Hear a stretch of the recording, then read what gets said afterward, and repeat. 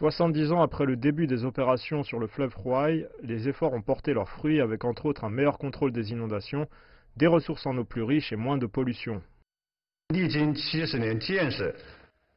Grâce à 70 ans de dur labeur, nous avons construit plus de 6300 réservoirs, près de 400 000 étangs et barrages et quelques 82 000 projets de dérivation et de levage dans le bassin de la rivière Huai.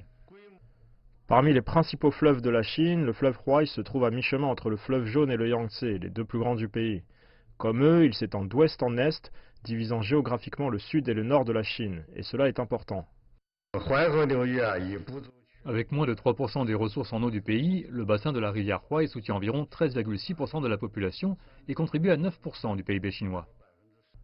Malgré son importance pour des centaines de millions de personnes, le fleuve Huai est également très vulnérable aux inondations. Pour résoudre ce problème, la Chine a investi plus de 130 milliards de dollars pour exploiter la rivière au cours des 7 dernières décennies.